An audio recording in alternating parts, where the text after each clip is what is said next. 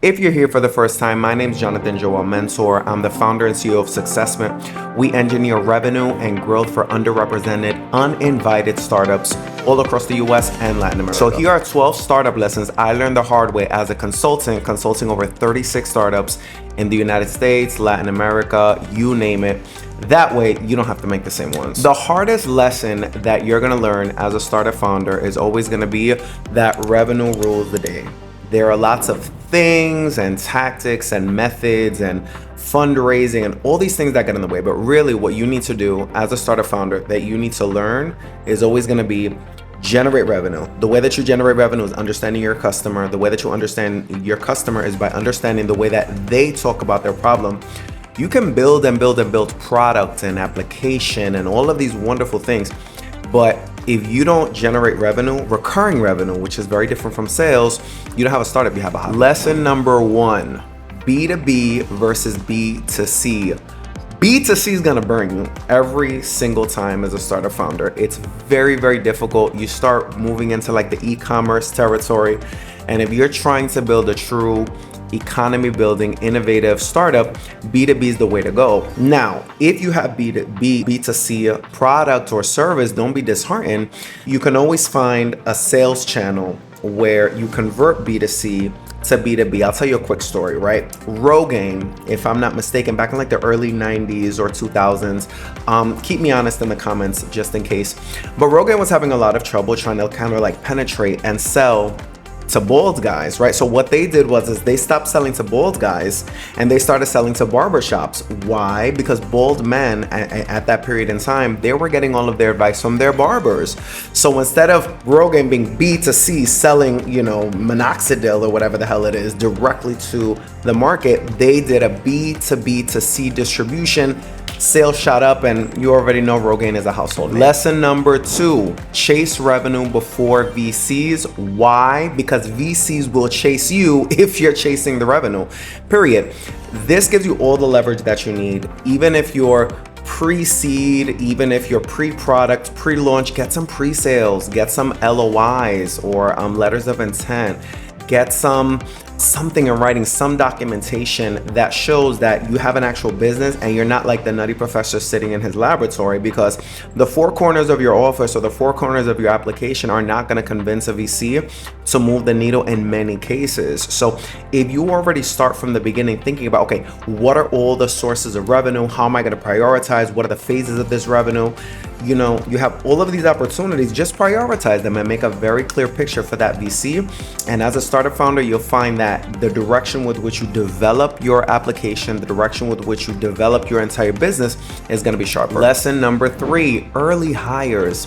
It is very seductive to try to just like either hire everything out and just try to like outsource everything, as if you just watch some YouTube video from this nutty guy who's never founded a startup, but he's really good at making YouTube videos, or you try to do everything yourself. Like neither of those 2 things matter. And the key is to really balance those things. So what you want to think about is, what are you good at, effective at, right? Not what you like. What are you really effective at, right? And then what are you not effective at? For example, I have no technical experience. I don't know how to code. I can defend myself in certain scenarios, but that's not my area. So when I'm dealing with like startup growth or engineering revenue or dealing with strategy, I tend to get the headline from the coding folks because I need that to construct revenue and sales and marketing and all of those things. So for your early hire, like number 1 rule, like don't laugh, right? This is totally serious. Make sure you can deal with spending time with this person. Can you give this person a hug? Can you sit down and have a coffee with this person? Can you take shots at the bar with this person? You're going to be spending a lot of time together. And if this person doesn't feed your purpose and contribute in a way that's measurable, like what are you contributing? What are we measuring? What are the deadlines, right? How are you going to help us to move forward? Then that person doesn't belong on your team very early on. And again, there are 2 things that a founder very early should never, ever, ever, ever outsource. And that is fundraising and that is sales. Don't ever outsource it. You'll thank me later. Lesson number 4, SEO. Invest early. This is your long-term moat towards discoverability in the online space. It builds compounding visibility without ads, and you should have started like yesterday. It is difficult to for an early stage founder who's really focused on like the here and now and results to build. But think about this, right? Your startup doesn't have to be singular, and it also doesn't have to be linear. It can be on a dual track. So while you're building sales and doing marketing and doing social media and fundraising, start building your thought leadership and SEO really early, because it's gonna pay off in a big way later on. But it takes a while for Google to wake up and find your content. Sometimes it can take years. If you have a really good SEO strategy, it can take some months. But if you wait until the very last minute and all you're focusing on is paid ads and what's next and next week and next month, you have to really be strategic about building a startup, because again, you are building a long-term sustainable business as a startup. You are not a salesperson constantly selling. So you have to think holistically about the direction of the business, and that includes medium to long-term planning, and SEO should be a very early part of that conversation. Lesson number 5, content. 1 hour a day of you building content around your startup, whether it's you or whether it's someone else on your team or somebody that you work with to build content, you have to be discoverable, right? People don't really trust ads, especially for technology, especially if it's startup, especially if it's something really new. If you're doing an ad for like toothpaste, it's a commodity, I don't care. But if you're building a startup, you need to build trust, and you're not gonna start building that trust with just paid ads, like click here, buy now. You can sit there and you can watch the videos about the stupid guy with this is the landing page, template that I'm gonna give you, or this is the email strategy. Like, fuck that. Like, let's be realistic. People are gonna buy from people very early on.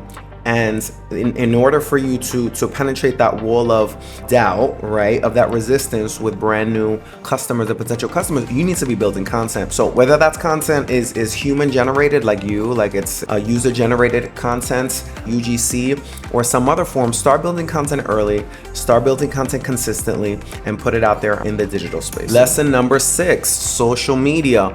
Build in public. What are you scared of? Everybody knows that you're not IBM, you're not JetBlue, you're not Apple, you're not Amazon. There is no reason for you to sit there and pretend or move or try to act or imitate these big overblown corporations. Your superpower is that you are agile as a startup. You can move on a dime. You can move in a day. What it would take a big corporation months, quarters, years to do, big innovation budgets, huge teams, they have to turn the entire ship. You're a speedboat. And as a startup, that is your superpower. There are lots of big ships in the ocean. You are a speedboat. So in terms of you building your social media, you should be very forward about that. You should talk about the phase that you're in, because you never know who's watching. You can be very slowly persuading a customer. You can be over time building trust with an investor, or you can be building a history in the digital space of people who are going to be researching you months and weeks from now. Invest now, invest early. Make sure you take advantage of social media. Number 7, easiest question for you to answer incorrectly, for you to kill a deal in terms of sales, in terms of investment, is validation. How can you prove that you have something that's worthwhile to the market? Nobody's going to argue that you have a good idea. Everybody has good ideas, but how and who is validating your ideas? How can you do it in 48 hours? What metric can you measure that says, listen, I have validated this based on this metric, this data point, etc.? That's how you have to think as a startup founder, because that's how VCs are going to think. That's how customers are going to think. You understand what I'm saying? The name of the game is, or the emotional center of your startup isn't going to be like, do you have a good idea? Would this work? Can it work? It's how are you going to validate it? Why you? Why your product? Why your solution? Find an easy way to can your 48-hour validation, and you're going to make it much easier on yourself when you're selling, much easier on yourself when you're explaining your value proposition, much easier on yourself when you're getting to market. Trust me, you'll thank me later. Lesson number 8. Investors. How do you seduce them? How do you become the center of gravity for investors? Hint, hint, it's not pitching.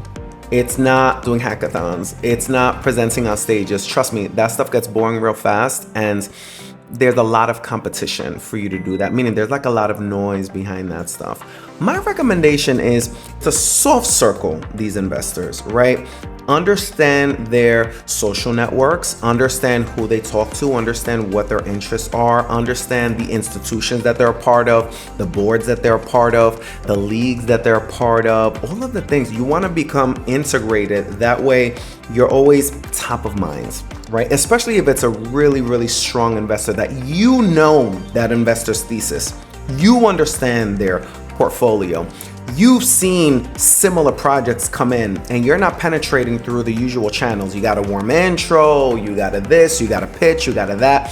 Start becoming familiar with them, because again, in startup, in VC, people really do business with people. They don't always do business with ideas. So in terms of the investors, when you understand what your revenue model is, you can understand how to validate your idea, you have your metrics ready, and you're also somebody that's in their orbit, it'll make it much easier for you to have that conversation with an investor. Lesson number 9, culture within your startup. Whether it's you on your own or whether you're building a small landing team, whether you have some capital backing to start with a larger team, whether it's a college project that you have with 6 or 7 or 8 guys, make sure that you spend some time focusing on the culture of your startup, because if you're the founder or you're a member of the landing team and you're hustle, I'm always going, I'm always working, you're gonna burn out, your team is going to imitate you, they're gonna burn out, and it's gonna be very unproductive. So make sure that you think about what culture are we building within this startup, and it starts with you. It starts with your own equanimity. It starts with you recognizing what your work habits are as a startup founder, because again, you are not a salesperson. Hustle culture is dead. Let's leave that in the past. We're building legacies. We're building startups that are economy building. We are building impact and results. And you cannot do that when your cup is half empty. So think about what keeps your cup half full. What regenerates you? What do you center on? What's important to you in terms of your values and your principles as a startup founder? Because this is going to be important as soon as you talk to person number 1, because as soon as they get past your story and your solution and your metrics and the data, they're going to want to know, who am I dealing with? And am I walking in integrity with this person? Number 10, partnerships. Everything that gives you social proof, market proof, and validation. Think about who your industry leaders are. Hint, most large corporations, at least in the United States and the European markets, they have what's called an innovation budget. And if you can come up with something that's going to serve their position as a market leader in that market, sometimes you can pitch them. That's one little dirty trick that you can use when you're raising funds as a startup founder and when you're getting started. That's 1. 2, when you have partnerships, visibility, involvement, conversations, hell, even an email thread, even a couple of meetings with these larger institutions, you use that as leverage, because you're this big, they're that big. And other parties that want to become involved with you, whether it's a different partner, a large client, a VC, they're always thinking about, how can I de-risk this crazy startup idea? Or this, even if it's a great startup idea, how can I de-risk, right? And if there are other big names associated with this startup, it's going to contribute to the success. So very early on, think about investing in your small startup ecosystem, right? Your ecosystem of partnerships, your ecosystem of allies. Who can you tap that's going to open doors? Who can you tap that's going to give you validation? It's worth a lot in very early conversations, and then later on down the line, when you've proven yourself a little bit more, they might even put more skin in the game in terms of opening up even more doors for you. The last lesson that I'm going to share for you that I learned as a startup founder is an exercise that you can perform once a week, whether you're a founder or whether you're with your team. It's an exercise called right, wrong, missing, and confused. Think about what in your startup you're doing right, and how are you measuring that right? What is the metric? What is the thing that you're doing that's driving results? Second is wrong. What are you doing wrong? What's not moving? What do you need to measure to make that better? Break it down in this way so that you can move towards improvement. What's confusing? Who's confused? Is it you? Is it an investor? Is it a potential customer? Is it a member on your team? Is it the engineers that are building code? What do you need to do to clarify, right? And then what is missing? What requires a budget? What requires recurring revenue to cover? What are the dream things that you have? You want a COO, you want a CMO, you want a social media manager, you want a coder, you want a... Okay, who are they? What are they? What do they solve? How can you measure? Right, wrong, missing, confused. Right here down in the comments or the description of the video, I'm gonna leave a link to a totally free of cost, ungated, no email address needed, none of that weird stuff, for you to have your own template for the right, wrong, missing, confused playbook that I've used to build over 36 startups to their first $1 million in annual recurring revenue in the United States and Latin America. It's yours to take. Go make some money, go have fun with it. If it's a value to you, I'm sure you'll come back for more. But for right now, it's my gift to you. Go make some money and don't make these 12 mistakes.